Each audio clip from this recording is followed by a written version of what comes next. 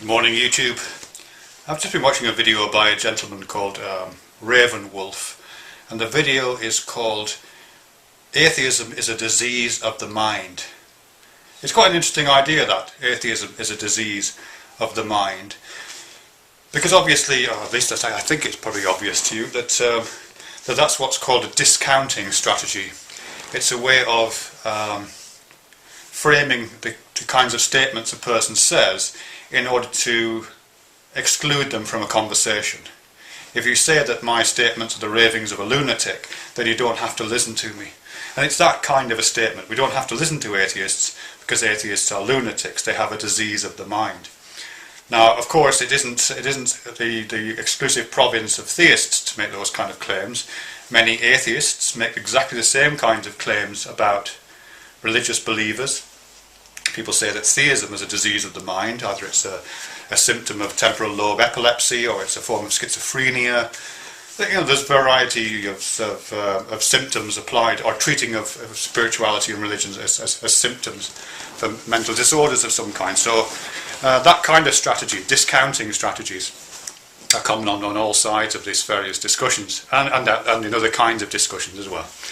But I'm just kind of trying to take this a little bit seriously just for a moment, or at least to allow myself to entertain the idea with you that if atheism is a disease of the mind, or if we could use the kind of classifications, the kind of strategies, the kind of explanatory mechanisms that cognitive difference provides, that kind of symptomology that cognitive difference communities provide and that the medical profession provides for us, does it give us a different kind of way of looking at these things? In the same way that treating religious belief as a kind of symptom is interesting.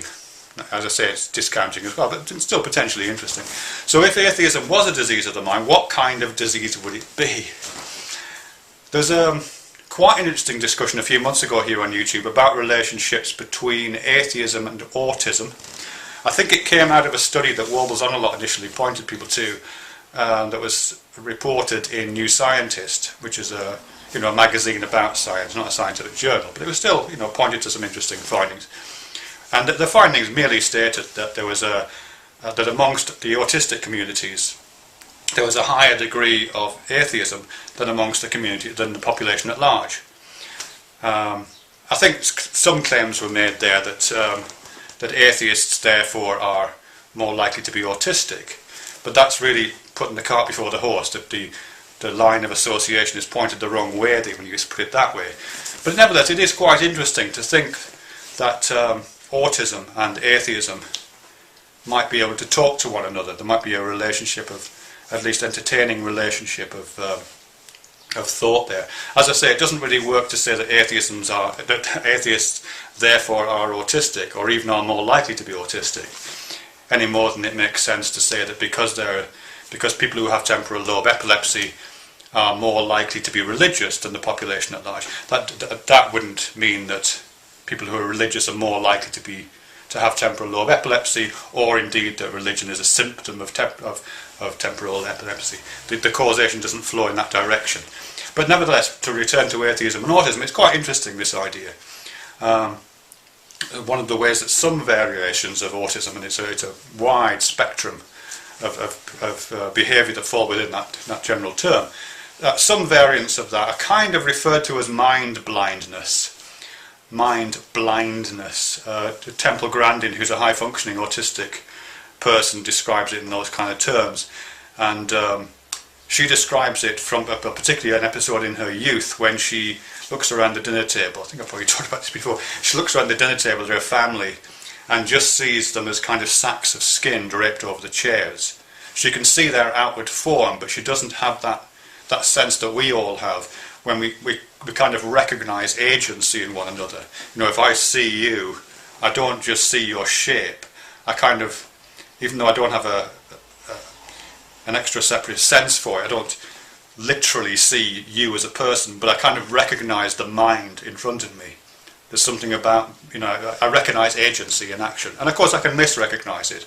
I can look at robots and puppets sometimes and accidentally think they've got agency. But nevertheless, that agency detection, at least in some varieties of autism seems to be not functioning in quite the same way.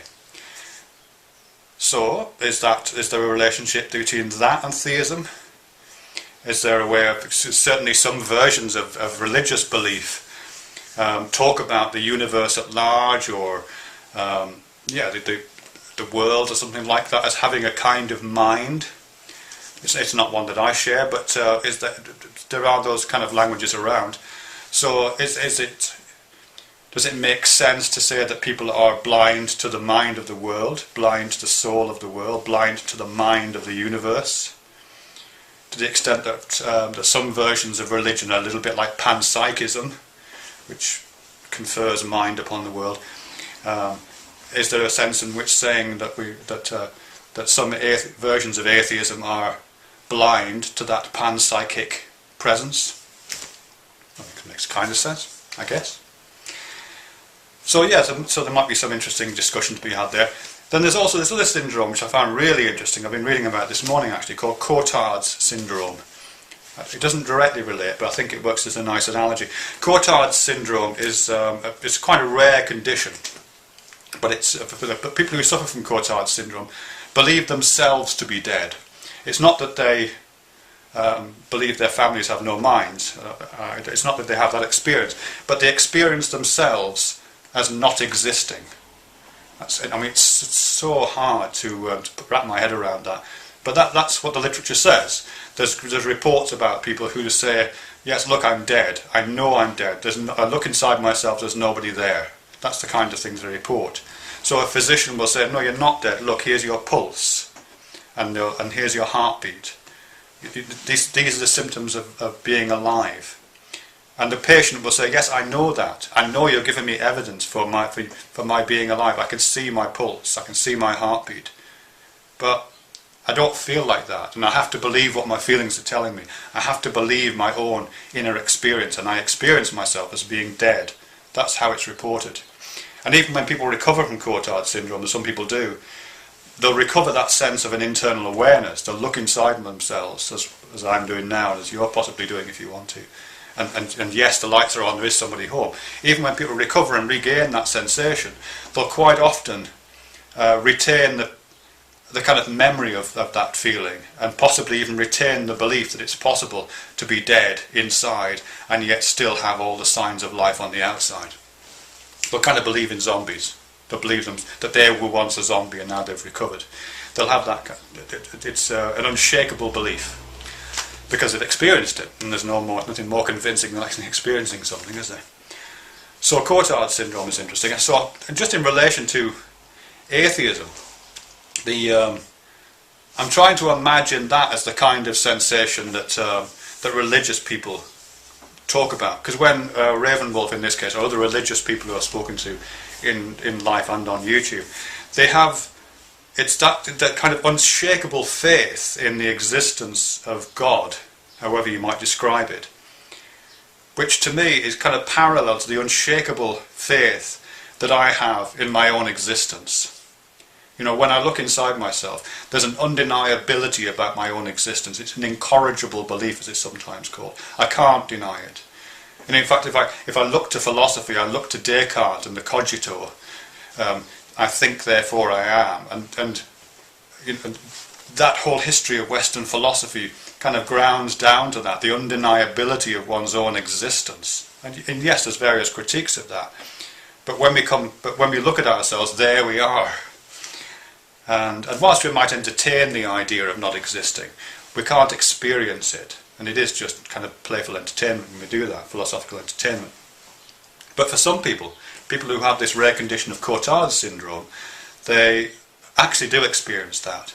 They challenge the cogito at its root. I think, but no, maybe I'm not. I'm thinking, but maybe I'm dead. That's the experience of Cotard's syndrome. So it's as challenging to the cogito, it's challenging to my atheistic sense of here I am alive and awake, and that is undeniable and incorrigible. It challenges that as much as as an atheist, potentially at least, challenging your belief as a religious person, if you are, in God, if you do, like Ravenwolf seems to have and other people seem to have, an incorrigible, undeniable recognition of the existence of a divine being, in the same way that I have an undeniable, incorrigible experience of a self, then I don't know, it's interesting to me. I mean, I don't know where you go from there. I mean, as I say, I'm just playing with these medical terms just to try to give a framework to that thought. Certainly for my own purposes and my own feelings right now, I can't go from an acceptance that you feel God in your life, if you do, and that's as undeniable for you as myself is for me. I can't go for that to make other kinds of knowledge claims, for the same reason that that Descartes couldn't really go beyond the cogito into other things without, you couldn't make truth claims about the world based on that without doing some fairly serious jiggery-pokery. So acknowledging God in the world and as an undeniable, incorrigible aspect of your experience, it's fine, I guess, but it doesn't necessarily lead to therefore homosexual burn in hell, therefore marriages between one man and one woman, therefore shellfish, therefore mixed fibres, therefore etc, etc, Jesus. There's a different kind of conversation which comes out of that aspect of experience, I think. Anyway, that's all for now. Thanks very much.